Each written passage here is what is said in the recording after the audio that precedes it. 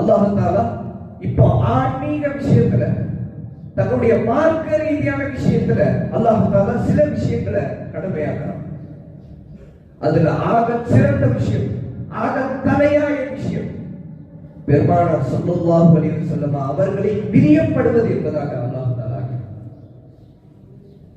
எப்படி அருமையானவர்களே, நீங்கள் எப்படி வேண்டுமென்றால் வாழலாம், ஆனால் இப்படி வாழ்வீர்கள் என்று சொன்னால் நீங்கள் வாழ்க்கையில் ஈடேற்றம் பெறுவீர்கள்.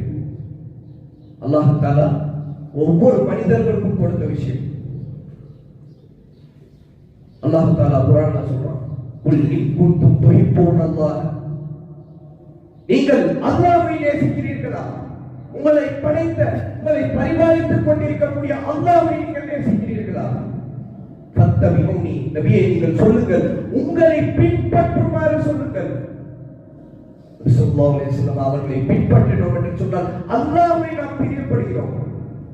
அல்லாஹ்வை நாம் பிரியப்பட்டு விட்டோம் என்று சொன்னால் எல்லா விஷயங்களும், எல்லா விதமான ஆட்சி அந்தஸ்தும் அல்லாஹ் தஆலா மனிதனுடைய காலடியிலே கொண்டு வருகிறார். குல் இன் குன்தும் துஹிப்பூனல்லாஹ் ஃபத்தபிஊனி, என்னை நீங்கள் பின்பற்றுங்கள். யுஹ்பிபுகுமுல்லாஹ், அப்போது அல்லாஹ் உங்களை பிரியப்படுகிறார். பிரியத்தோடு அல்லாஹ் நிறுத்திடல இந்த இடத்துல. நீங்கள் நபியை பின்பற்றுகிறீர்கள் என்று சொன்னால் உங்களை அல்லாஹ் நேசிப்பதோடு விட்டுவிடவில்லை. வயக்ஃபிர் லகும் துனூபகும், அல்லாஹ் உங்களுடைய பாவங்களை மன்னிக்கிறார். எப்பேற்பட்ட ஒரு பாக்கியம்! பெருமானார் ஸல்லல்லாஹு அலைஹி வஸல்லம் அவர்களை நாம் பின்பற்றி வாழ்ந்தோம் என்று சொன்னால், அவர்களுடைய அந்த அசைவை நாம் பின்பற்றி வாழ்ந்தோம் என்று சொன்னால், அவர்களுடைய வார்த்தையை நம்முடைய வாழ்க்கையில் நாம் கொண்டு வந்தோம் என்று சொன்னால், அல்லாஹ் தஆலா நாம் வாழக்கூடிய வாழ்க்கையிலே நாம் செய்த பாவங்களை மன்னிக்கிறார்.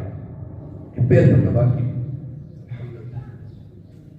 அன்பிற்குரிய அல்லாஹ்வின் நல்லடியார், பெருமானார் ஸல்லல்லாஹு அலைஹி வஸல்லம் அவர்கள் தன்னுடைய வாழ்க்கையை முழுவதும் எப்படி எல்லாம் வாழ்ந்தார்கள், அவர்களுடைய அசைவு எப்படி இருந்தது, அவர்களுடைய செயல்பாடு எல்லாம் எப்படி இருந்தது. போன வாரம் கூட ஹஸ்ரத் சொன்னாங்க இல்லைங்களா, ஷமாயில் திர்மிதி என்ற கிதாப், ஸல்லல்லாஹு அலைஹி வஸல்லம் அவர்களுடைய வாழ்க்கை, அவர்களுடைய அசைவு, அவர்கள் நடக்கும் போது எப்படி நடந்தார்கள், அவர்கள் உண்ணும் போது எப்படி உண்டார்கள், இப்படிப்பட்ட எல்லா விஷயங்களையும் அடக்கிய கிதாப். அது போன்ற நம்முடைய வாழ்க்கையை அல்லாஹ் தஆலா ஆக்கியிருக்கிறார்.